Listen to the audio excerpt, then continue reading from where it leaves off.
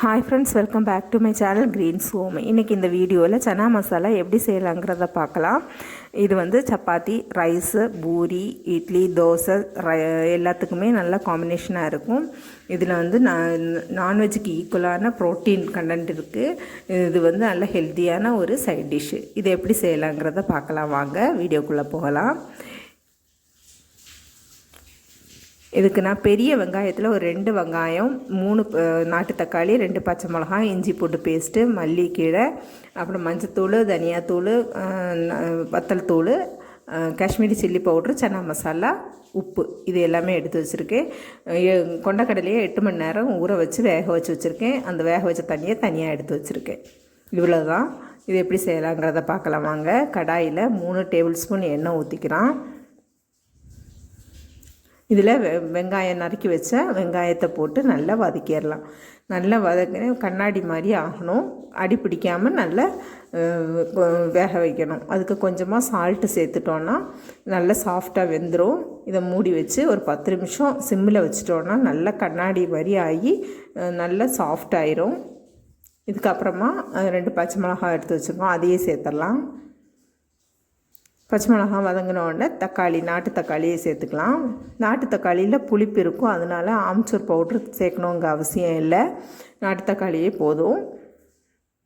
நாட்டு தக்காளியும் இந்த உப்பு போட்டிருக்கிறதுனால கொஞ்சம் மூடி ஒரு 2 நிமிஷம் வச்சிட்டோன்னா நல்லா சாஃப்டாக வெந்துடும். இப்போது இஞ்சி பூண்டு பேஸ்ட்டை சேர்த்துடலாம். வெங்காயம் சேர்த்த உடனே இஞ்சி பூண்டு பேஸ்ட்டு சேர்த்தோன்னா கடாயில் ஒட்டுற மாதிரி இருக்கும். தக்காளி சேர்த்ததுக்கு அப்புறம் சேர்த்தா அந்த மாதிரி வராது. நல்லா வதங்கினதுக்கப்புறமா நம்ம எடுத்து வச்சுருக்க பவுட்ரு எல்லாமே சேர்த்துடலாம். இதில் காரம் வந்து நமக்கு எவ்வளோ தேவையோ அதுக்கு ஏற்ற மாதிரி கூட குறைய போட்டுக்கலாம். நான் வந்து 1 டீஸ்பூன் எடுத்துருக்கிறேன் வத்தல் தூள். அதிகமாக தேவைப்படுறவங்க இன்னும் கொஞ்சம் சேர்த்துக்கலாம். இது கொஞ்சம் நல்லா எண்ணெயில் வதங்கின உடனே நம்ம சன்னாவை வேக வச்ச தண்ணி வச்சுருக்கோம்ல, கொண்டக்கடலை வேக வச்ச தண்ணி, அதை வந்து இதில் சேர்த்துடலாம்.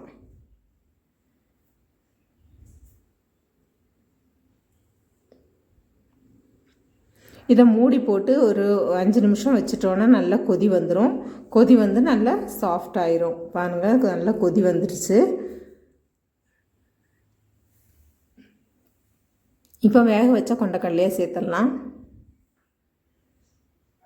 இதில் ஒரு 1/2 டம்ளர் போல் கொண்டக்கடலை எடுத்து நான் மிக்சியில் அரைச்சி வச்சுருக்கேன், அதையும் சேர்த்துடலாம்.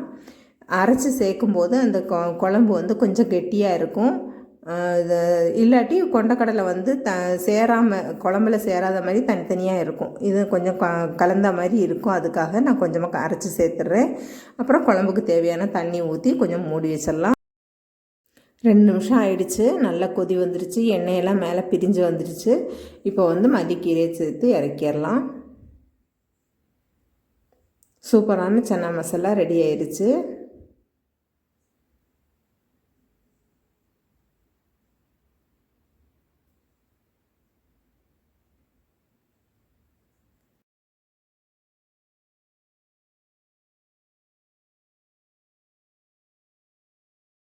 குழம்பு நல்லா கெட்டியான உடனே இன்னொரு பவுலுக்கு ட்ரான்ஸ்ஃபர் பண்ணிடலாம்.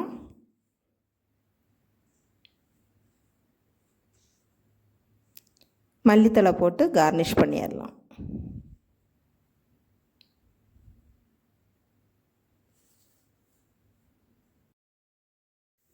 அவ்வளோதான் ஃப்ரெண்ட்ஸ், சூப்பர் டேஸ்டியான சன்னா மசாலா ரெடி ஆயிடுச்சு. நம்ம இன்றைக்கி சப்பாத்தியோட இந்த சைட் டிஷ்ஷை டேஸ்ட் பண்ண போகிறோம். ஹாப்பியாக குக் பண்ணியாச்சு. இப்போ டேஸ்டியாக சாப்பிட்லாம் வாங்க.